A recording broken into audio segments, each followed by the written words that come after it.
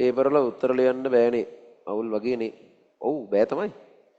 ඒ කියන්නේ පේපර් වලට උත්තර ලියනවා කියන්නේ ඒක වෙනම ආර්ට් එකක්. සාමාන්‍යයෙන් අපි කියන්නේ මිනිස්සෙක්ගේ දැනුම 100ක් තියෙනවා නම් මුලින්ම පේපර් ලියද්දී 60ක් විතර තමයි එළියට එන්නේ කියන්නේ. 160ක වගේ තමයි පේපර් ලියන පුරුද්දක් නැතුව ඒක වෙනම කාරණාවක්. ඒ කියන්නේ Tamanට දැනුම තිබුණා වුණාට ඒක පේපර් එක ප්‍රශ්න වලට උත්තර මට්ටමට කන්වර්ට් කරන එක වෙන ආර්ට් එකක් ඒක. ඒන සාමාන්‍යයෙන් කොච්චර සබ්ජෙක්ට් එක පුළුවන් වුණත් සමහරක් වෙලාවට ඕගලන්ට ඕන තරම් වෙනවද පේපර් එක වෙලාවෙ කරගන්න බෑ. ගෙදර ඇවිල්ලා බලද්දි පුළුවන්. අර ඒ වෙලාවට තමයි බැරි කියලා දෙද්දිත් හොඳට තේරෙනවා. ඒ ගානම පන්ති දුන්නා නම් අන්තියේදී කරනවා. පේපර් එක වෙලාවෙ කරන්න ගියාම බෑ.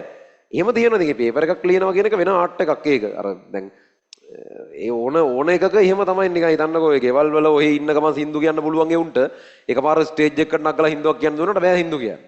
ඒක තමයි පේපර් එකකද වෙන්නේ අත්‍තරම යම් තාක් දුරකට.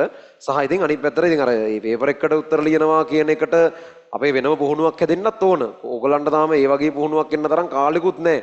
සහ ඊළඟට ඕගොල්ලෝ බලාපොරොත්තු වෙනවා එක සතියක් විතර වැඩ කරලා දැන් ලකුණු හැදෙයි පේපර් වල කියලා. සාමාන්‍යයෙන් පේපර්ස් වල ලකුණු හැදෙන එක වෙන්නේ මෙහෙමයි. අපි හිතන්නකො මේ සතියේ ඉඳන් පටන් ගන්නවා කියලා MCQ එහෙම විවරණය කරලා බැහැලා පටන් ගන්නවා. හරි දැන් නම් කරනවා කියලා ලබන හතිය අපි හිතන් ගන්න දැන් ලකුණු වැඩි වෙයි කියලා. මම මේ හතිය MCQ විවරණය කරා.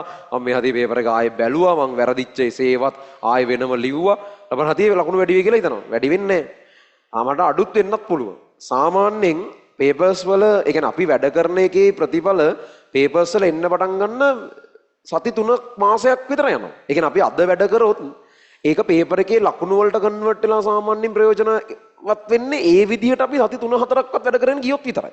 ඒ අද වැඩ කරලා ඊට පස්සේ ඒකෙන් මේ හතියේ ලකුණු වැඩි වීමක් බලාපොරොත්තු වෙන්න බෑ. ඒකට එකක් අර කන්ටිනියස්ලි දිගට මේ වැඩේ වෙන්න ඕන. ඒතර එකක් තමයි ඕගොල්ලන්ගේ දැනුම 100ක් වුණත් මුල් කාලේ එහෙම පේපර්ස් ලියලා පුරුද්දක් නැතුව පේපර් ලියද්දි 60ක් විතර තමයි එළියට එන්නේ. ගොඩක් ළමයින්ගේ දැනුම 100% නැහැ නේ ඉතින්. 70ක් 80ක් ඒ වගේ ප්‍රමාණයක් නේ. උපරිම වුණත් ගොඩක් ළමයින්ට මතක. ඕකෙනුත් 60ක් වගේ තමයි මුල් කාලේ ලකුණු විදියට එන්නේ. මොකද පේපර්ස් ලියන පුරුද්ද නැහැ.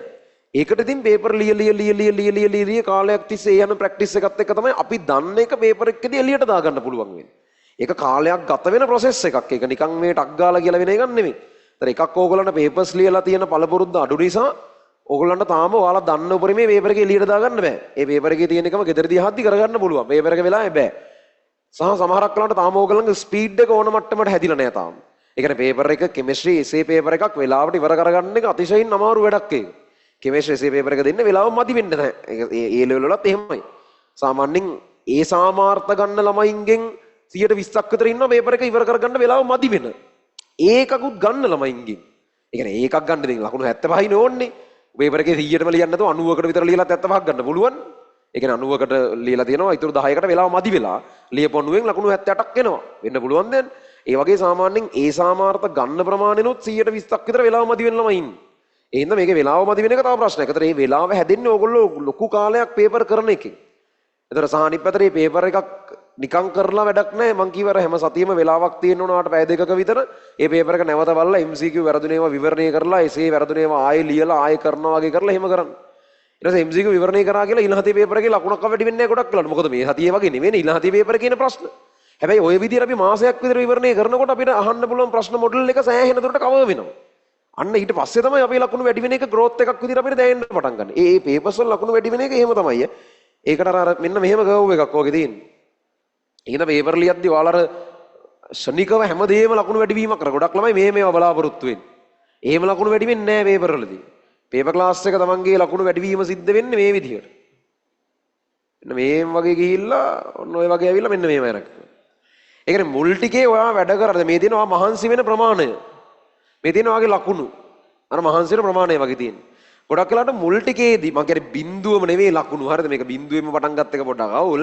දැනට කීයක් හරි ලකුණක් තියෙනනේ. මොකක් හරි ආරම්භක මට්ටම මේ තියෙන්නේ බිඳුව නෙවෙයි.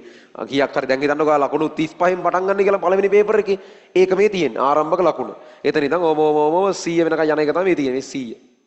එතන දැන් 35 ඉඳන් හිතන්න සමහරක් වෙලාවට මේ මෙච්චර කාලයක් වැඩ කරද්දිත් මෙතන හිතන්නකෝ මාස 3ක් විතර කියලා. මාස 3ක් විතර වැඩ කරලා බලද්දිත් ඔයාගේ ලකුණු තාම 45යි හරි. ඒ වගේ ගානක්. ඊයක් හරි.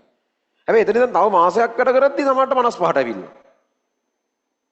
එතන තව මාසයක් වැඩ කරද්දි තව 65කටත් ඇවිල්ලා තියෙනවා. ඕම තමයි ඉන්නේ. මුලදී අපි වැඩ කරන ප්‍රමාණයට සාධාරණව අපේ ලකුණු වැඩි වෙන්නේ නැහැ. එහෙම තමයි හැටි. ඒක ඉතින් කරන්න දෙයක් නැහැ. කාටත් තියෙන චැලෙන්ජ් එක මේක හරහා ගිහිල්ලා ලකුණු වැඩි වෙන තැනට එනවා මිසක් වෙන ෂෝට් කට් නැහැ. හැබැයි එක තැනක එනවා ඊට පස්සේ ආ වැඩ කරන ප්‍රමාණයට සාපේක්ෂව සෑහෙන ලකුණු වැඩිවීමක් එනවා.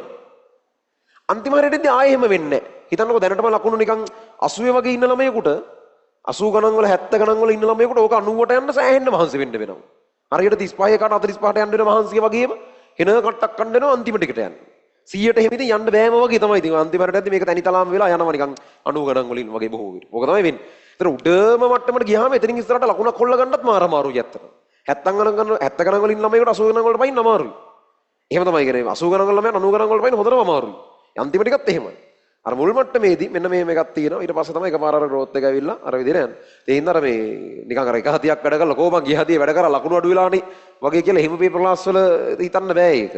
අපි මේ හතිය වැඩ කරා කියලා මේ පේපර් එකේ තියෙන එකක්වත් ඊළඟ පේපර් එකේ අහන්න නැති වෙන්න පුළුවන්. ඒතර ඒකෙන් වාට ඊළඟ පේපර් එක වෙනුවෙන් මොකුත් පුළුවන් වෙලා නැහැ. හැබැයි මාසයක් දෙකක් එහෙම අපි ඉගෙන ගන්න ටික එකතු කරගෙන යනකොට ඊට පස්සේ අහන ඔක්කොම මේ වගේ මොඩල් එකක් අපිට කොහෙන් හරි කලින් අහුවෙලා තියෙනවා. එහෙම තමයි ඒක වෙන්නේ පුළුවන් වීම කියන එක. ඉතින් බය නැතුව වැඩ කරගෙන යන්න. නික අර පොඩි ස්ලෝ ගමනක් තියෙන පේපර්ස් වල ලකුණු වැඩිවීම කියන ක්‍රියාදාමය.